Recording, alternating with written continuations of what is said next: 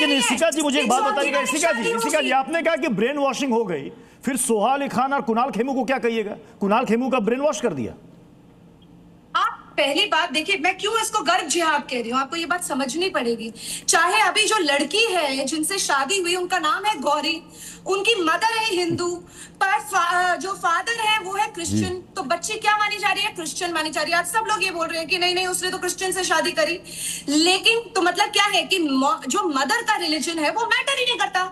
At last religion किसका matter कर रहा है?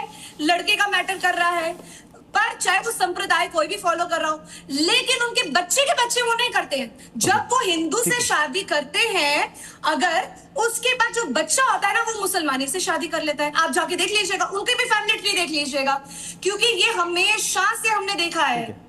ओके जाकिया जी, अगर मैं आपसे सिंपल सी बात पूछ रहा हूं कि अगर कोई मुस्लिम लड़की की शादी हो रही है हिंदू लड़के से, आप उसको बदल भी सकते हैं कि हिंदू लड़की है और मुस्लिम लड़का, उसे अपने परिवार में शामिल करने के लिए और निकाह के लिए क्या उसको धर्म बदलना ये मैंडेटरी है, अनिवार्य है? जायज निकाह के लिए डेफिनेटली उसका इस्लाम में होना जरूरी है। अगर वो इस्लाम में नहीं है तो वो हराम निकाह कहलाएगा। लेकिन एक बात समझ नहीं, मतलब मान लीजिए कि कोई अगर ऐसे शादी कर रहा है तो उसको अपना धर्म परिवर्तन करके मुस्लिम बनना पड़ेगा, तब उसकी शादी बाई इच्छा, नॉट ऑन द प्रेशर। नहीं, मैंने पूछा ये मैंडेटरी अनिवार्य है या नहीं है?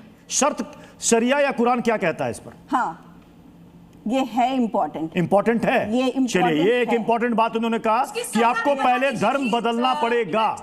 अगर आप सजा भी तो बता दीजिए, हराम निकाह का क्या सजा होती है? सजा तो बहुत सारी चीजों की होती है। आप क्या चीज की सजा यहाँ पे जानना चाहती हूँ? वो तो अल्लाह बेहतर हिसाब करने वाला है ना, हम और आप सजा तो नहीं तय कर रहे हैं ना। अरे आप सजा सुनाते हैं, आप बताइए ना सजा क्या लिखी हुई है एक लड़की की? वो हराम इसलिए मानी जा रही है क्योंकि वो काफिर है, और अगर वो नहीं कबूल करती है, अगर वो आपकी बातें तो यहाँ पे उसे कौन से हाथ से भी मिला दिया ना। तो मुझे ये बताइए कि सैफ अली खान के बच्चे एक बिल्कुल ही नॉन मुस्लिम ट्रेडिशन पे जाते हैं और दूसरा बिल्कुल साफ बोल रहा है कि मैं मुस्लिम ट्रेडिशन पे जा रहा हूँ, तो उन लोगों को आप क्या कहेंगे? मैं नाज़िम जी और राज मिश्रा जी आपके पास आऊंगा, लेकिन उसके पहले मैं आभा मैम आपके पास आना चाहूंगा। आभा मैम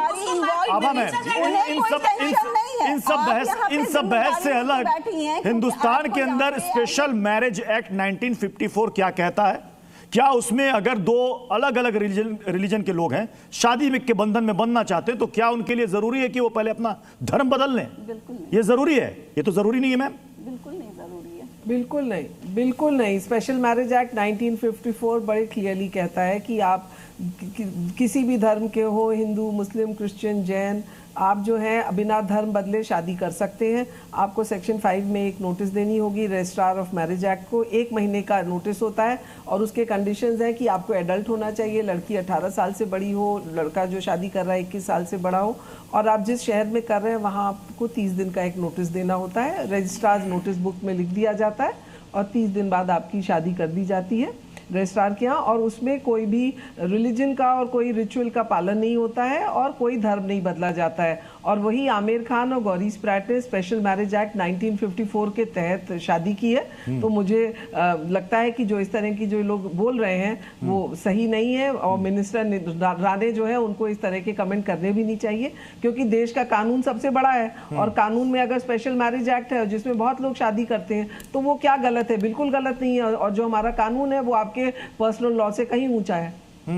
लेकिन जो लोग कहते हैं कि पर्सनल लॉ भी आप ही के सामने मैम अभी जाकिया जी ने बताया कि हाँ ये नियम तो है, अगर आपको इस्लाम में अगर आपने शादी करनी है तो उसको पहले उसको अपना रिलीजन बदलना पड़ेगा। आप स्पेशल मैरिज मैं यहाँ पे नहीं, बट स्पेशल मैरिज एक्ट के तहत आप कर रहे हैं ना, तो आप स्पेशल मैरिज एक्ट और जिसने मैम काजी से निकाह पढ़वाया, मैम जिसने काजी से निकाह पढ़वाया उसका क्या स्टेटस होगा? उसको बदलना पड़ेगा।